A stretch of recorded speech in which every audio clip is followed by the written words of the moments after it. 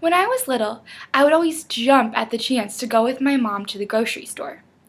Not because I wanted to help her out, really. I was pretty much just in it for the perks. Being a helper at the grocery store gave me a considerable sway in which items my mom purchased. And there was one food in particular I wanted to make sure she didn't screw up: the pudding.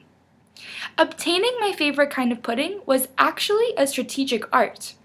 I would make sure I was extra nice and helpful when we got to the aisles leading up to the pudding section, and once there, I would casually slip in a request for my favorite pudding pack.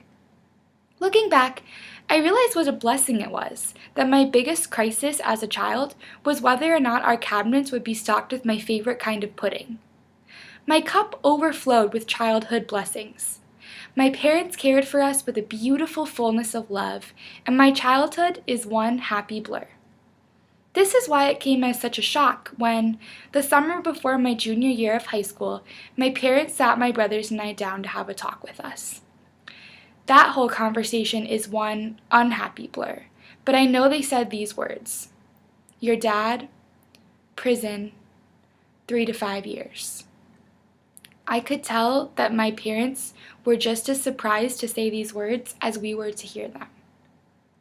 There was a whole lot I didn't understand, but the short version of it is that my dad was a lawyer who represented a man who turned out to be very bad. When this man got caught, he told the authorities that my dad was a part of his scheme.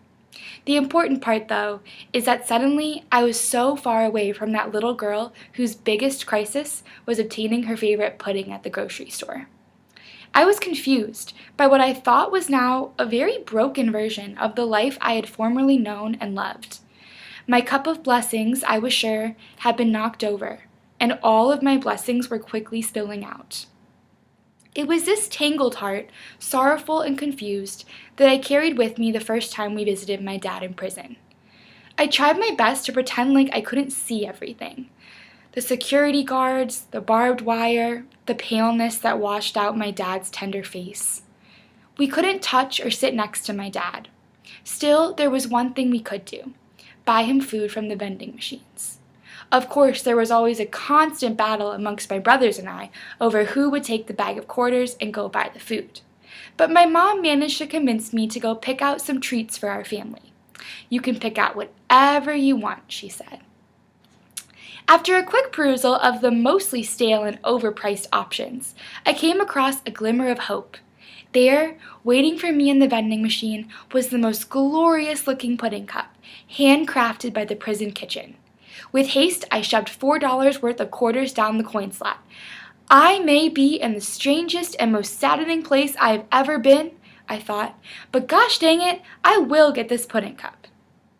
Unfortunately, it was right at that moment that the vending machine ate all of my quarters. Not only did I not get the pudding cup, I had also wasted all of the money my mom had given me. So it is at this point that I started to heave heavy sobs in front of a vending machine in a federal prison in southern Michigan. And at this point, my thoughts were somewhere along the lines of this: I have nothing. It's not fair. My heart is so empty. I think you can tell that at this point, it wasn't really about the pudding cup anymore. I know it may seem strange, but something started happening once I got to college and started eating at the dining hall.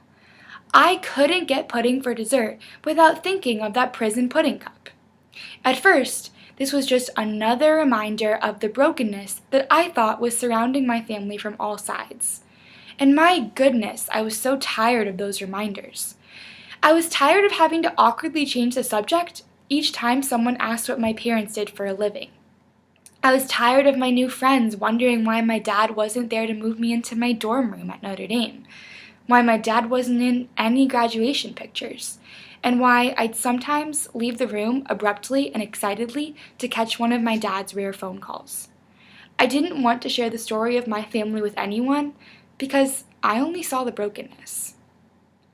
But as I thought more about that prison pudding cup, I began to realize something important.